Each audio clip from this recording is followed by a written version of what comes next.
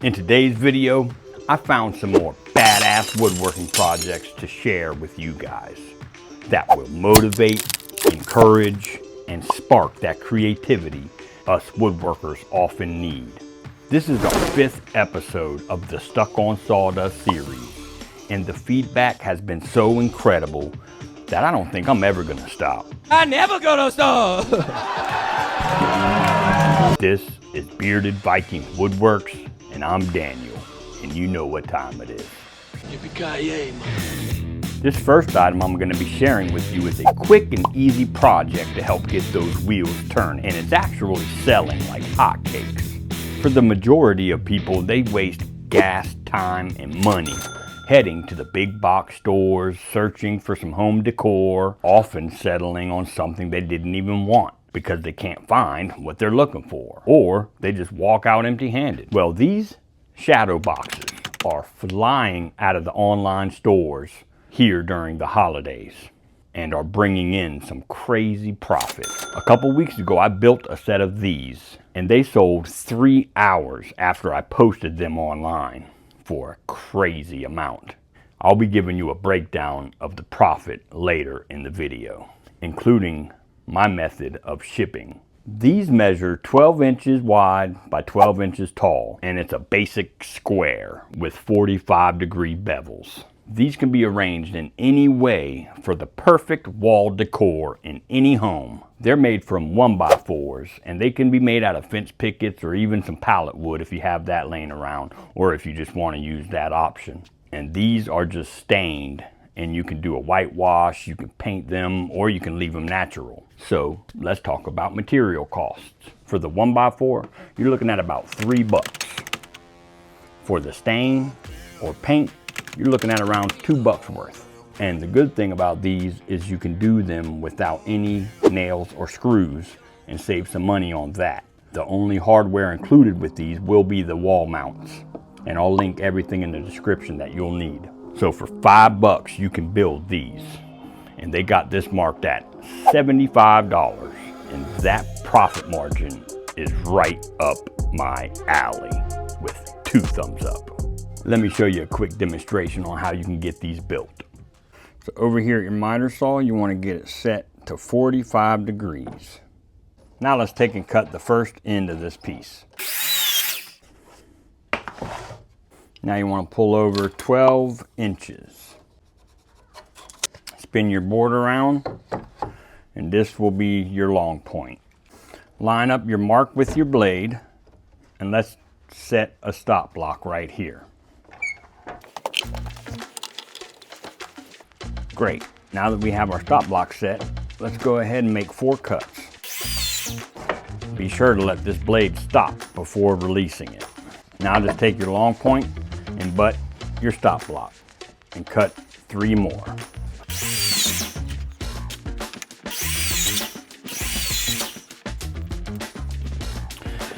Now what I'll do is I'll flip them over and then tape where my 2 ends meet on each piece. One at the top and one at the bottom.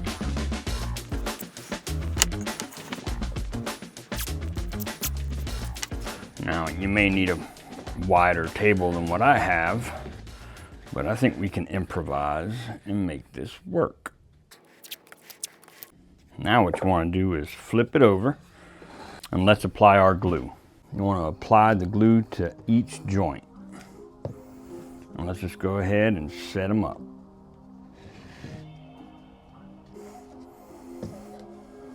Just like so. Now I want a little shelf on this. So I'm going to pull up 7, let's go 7 inches here, and then pull over 7 inches here. You can take a 45 bevel we've already cut and line it up with our point here. Then just take it and line it up with the mark right here that we made at 7 inches and mark that. Cut this at your miter saw on a 45-degree bevel. This will be the long point to long point. Bring that cut piece back over here, line it up just like that. Add some glue, and add some CA glue.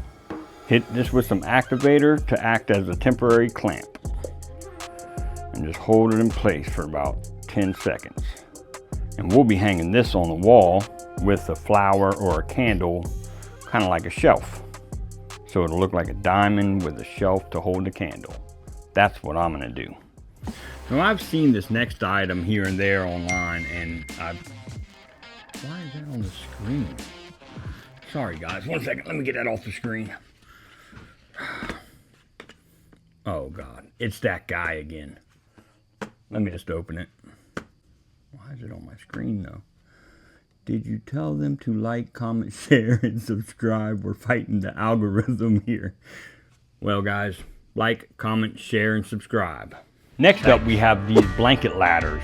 They're perfect for the bedroom or the bathroom, hanging up towels or blankets. These measure 5 feet tall and 18 inches wide. And they have 4 runs every 12 inches. And this one particularly is made out of all 2x4 material. What caught my attention was the price it was marked at, $112 for basically 3 2x4s. Pretty good profit margin. And I've even seen them upwards of $200, even $400, depending on the design of each ladder.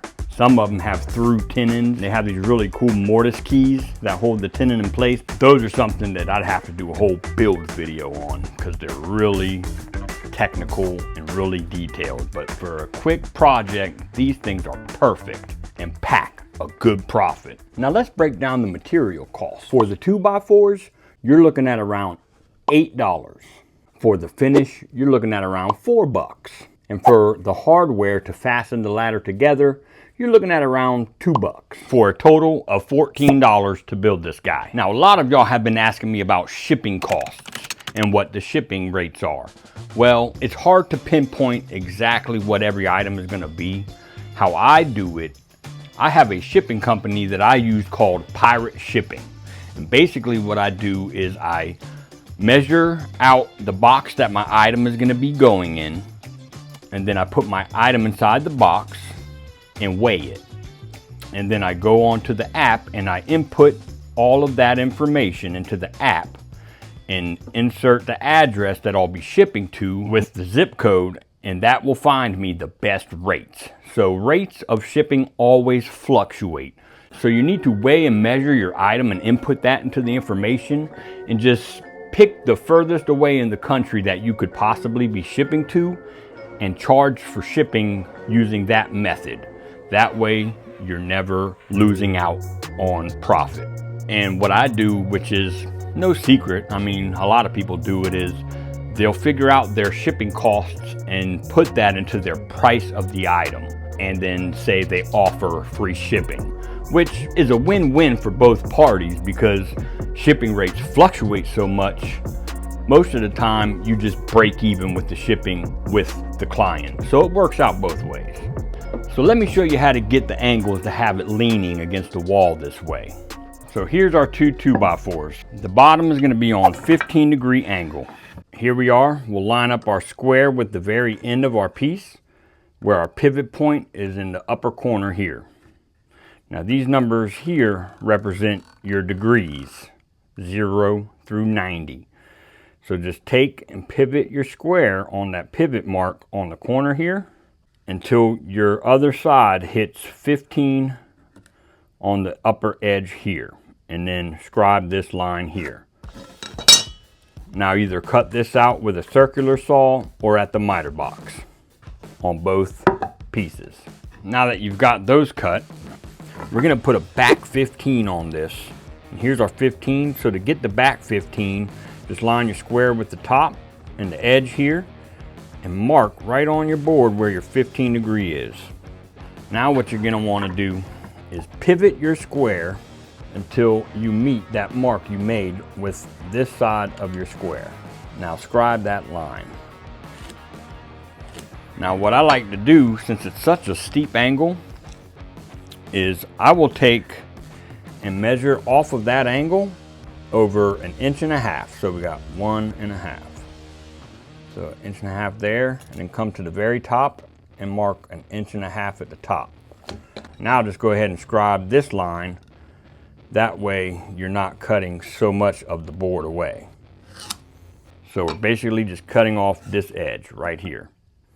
Do this with a circular saw because this cut is super difficult on a table saw or a miter saw. It's nearly impossible. And this should be what you're left with. So you could either leave it like this, but what I like to do is take and butt my square against my 75-degree angle, which is the back 15 angle I just cut, and then just hold it like that and square over and cut this nub off. So now you should be left with something that looks like this. And let me show you how it looks up against the wall.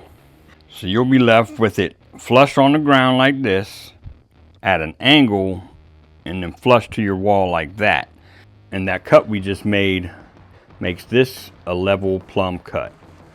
So it's nice and pretty. So you can lay this out either way, but pull up 12 inches from your bottom to get your first rung. But what I see a lot of people do is they'll line up this point right here and this back point with the front here, and then lining up the back with the back there. So it holds it inside of your 2x4 but at an angle, just like this. So either way you want to do it is fine, whatever your preference is. And pull up 12 inches, set ahead every time. So 12, 24, 36, 48, you can do some math. This is actually one of the first projects I ever did when I started woodworking. And I've got one in my mother's house, my grandfather's house, my aunt's house, and my uncle has one too. And they love them. So these things sell super quick and they're super profitable, and get an A+ in my shop.